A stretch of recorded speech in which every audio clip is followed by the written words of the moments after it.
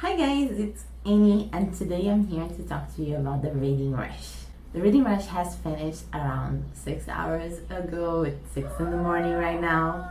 And I was able to read 4 books. And I gave 5 stars to each one of them because they were really good. And I plan on rereading them as soon as possible. I also acquired most of the badges. I couldn't get 3 of them. One because I could not watch the online event of reading, so could not participate on that.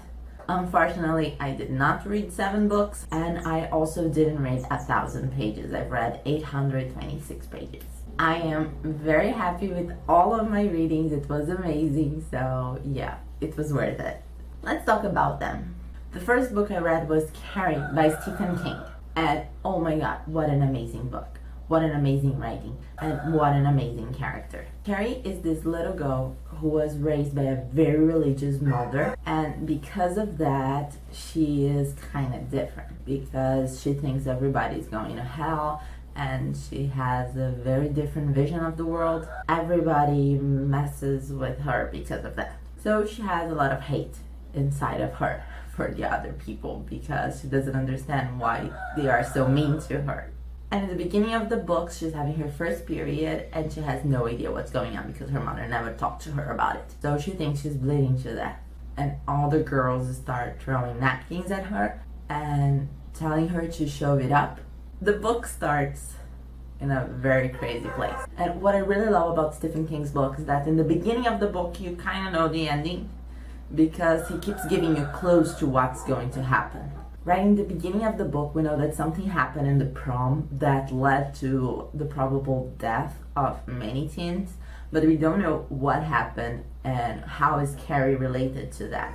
Of course, I knew because I had watched the movie. And I loved this book very much. Throughout the whole book, I just wanted to hug Carrie and I wanted to slap all the other kids and tell them, be nice to her, like, it's not her fault that she's like that, it's her mom's. So you just don't talk to a person like that. Of course, you think she's strange and that's fine if you think that, but don't externalize that, especially on that way. Try and help, not try to mess her up even more. The second book I finished this week was Animal Farm by George Orwell. This book I also gave 5 stars. It's a really good book and it talks about this farm where the animals decided to have a revolution. So they expelled the guy, the farmer, out of his farm, and they decided to have an animal community and live in harmony and work for nobody except themselves. So they set a little ground rules that were all animals are equal. If you have 4 legs or wings, you are nice. If you walk on 2 legs, you're a beast. And a lot of other rules that are kind of long for me to list. But that's the idea, they want to live in a perfect community where they can work for themselves, where they don't need to work a lot just to please the humans because the chickens were laying eggs that were being sold. The cows were giving milk that nobody was drinking except the humans. They kind of didn't see the point on working for the humans and in exchange of so little food. And the ones that were taking over and commanding everything, the brains behind the operation were the pigs. But one of the pigs, Napoleon, he's kind of not so nice. So you see that right in the beginning of the book, that he kind of disappears with some stuff and some products that the animals give, and he always makes the animals understand that he's doing that for their good. The thing that I liked about this book is that it's very real. The animals, they have this ruler that says that everything is for their good. And because the animals are not that literate and that intelligent, they just accept that. And the fact that the pigs decided that the animals didn't need to have a lot of education in the human ways, only the pigs should have, because the pigs are the brain. The animals kinda just accepted everything that the pigs throw on their faces. It's very real. I guess everybody in the world should read this book along with 1984.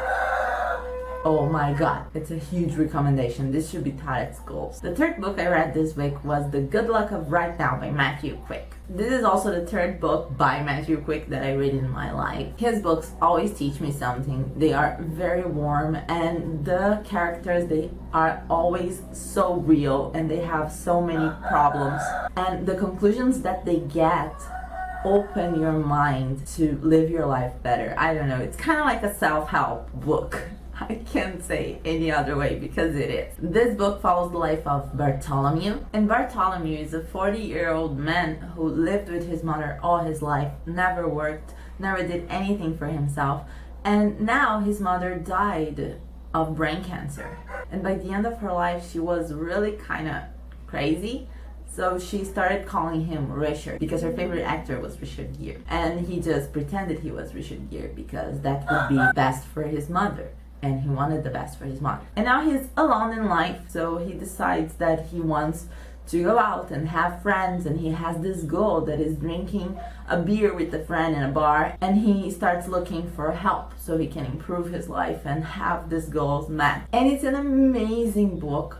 All the characters, they are very real, they are problematic, they are not flawless. It really teaches you about life and about how to be better. Big recommendation right there. And the last book I read that I finished right at midnight is The Perks of Being a Wallflower. I started reading this book along with The Good Luck of Now, and I kind of started mixing them up because they are so alike. I really believe that Matthew Quick has an inspiration on Steve Chbosky. It's very similar, their writing, especially because on The Good Luck of Now we have the story being told through letters to Richard Gere, and on The Perks of Being a Wallflower we have letters being written to someone we don't know. So The Perks of Being a Wallflower tells the story of Charlie, but Charlie is not Charlie because he doesn't want to be identified. So he kind of changes things in his own story, as the names of everybody, for example. So the person he's writing to cannot identify him. And he is also